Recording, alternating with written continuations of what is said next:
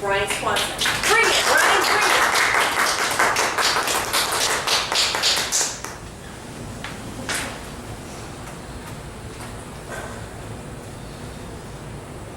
It's the evening before I'm about to go on the most epic trip ever. 3 months in Mexico. If cash will let me, we'll see how far it goes. But before I head out on my epic trip, I gotta check to make sure that I got everything necessary to have an excellent time. So I lay out all the materials proper for a 3-month excursion. Now to tell you a little bit about my 3-month excursion, I've got a total of 6 days locked in hotels, and other than that, I'm gonna wing the rest of it. So for the most part, I'm feeling like a bit of a survivalist. And I've got everything that a person needs. In my first aid kit, I've got Neosporin.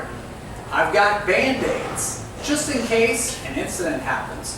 People tell me that as you go down to Mexico, that it's basically a third world country, and there's no water, there's no medicine, there's no food.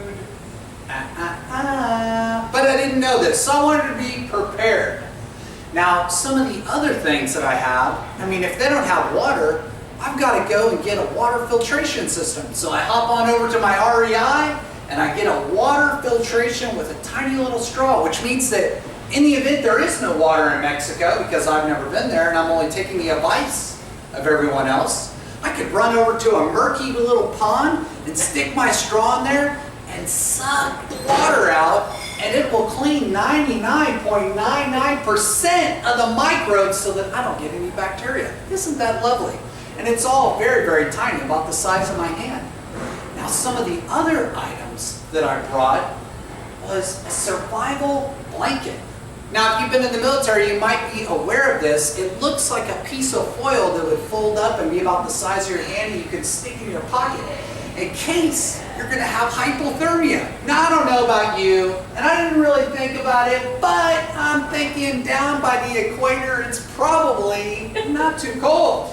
And I don't know if I fall into the hot, sunny ocean if I'm going to freeze, but hey, a person needs to be prepared. So I've got that. These are just a couple of things that I'm going to take with me. And I'm organizing. I got everything packed away in my little backpack. And let me tell you a little bit about my backpack. It's a camping backpack.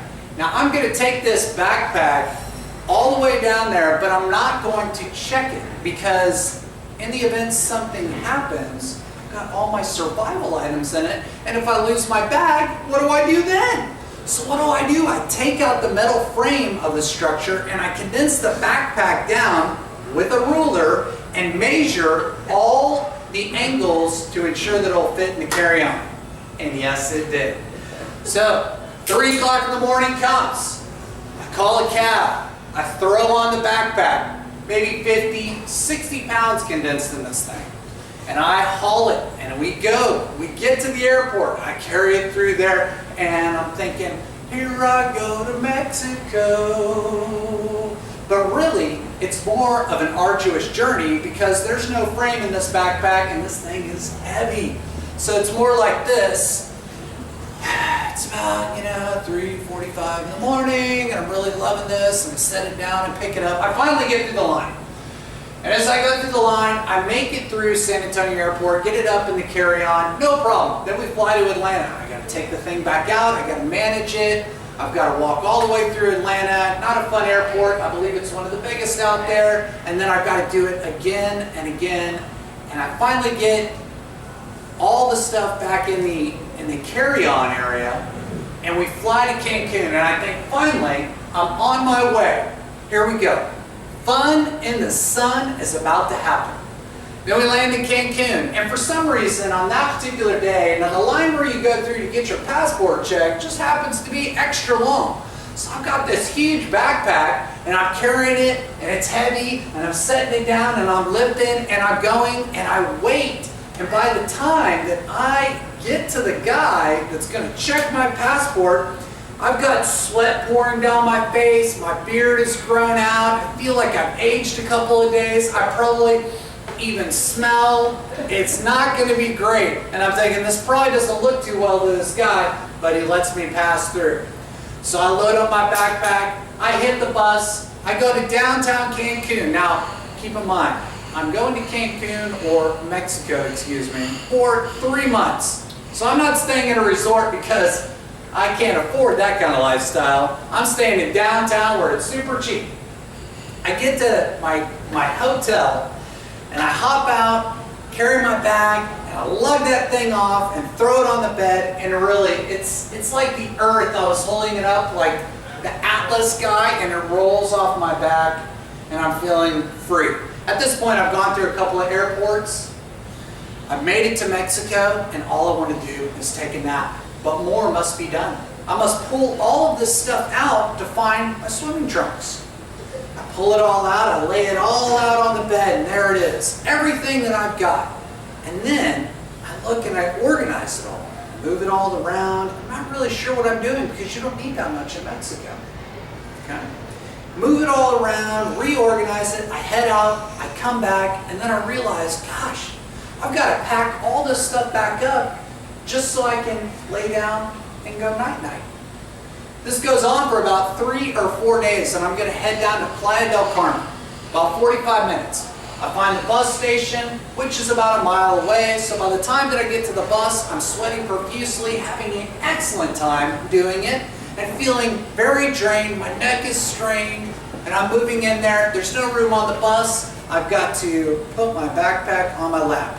But I make it to Playa del Carmen.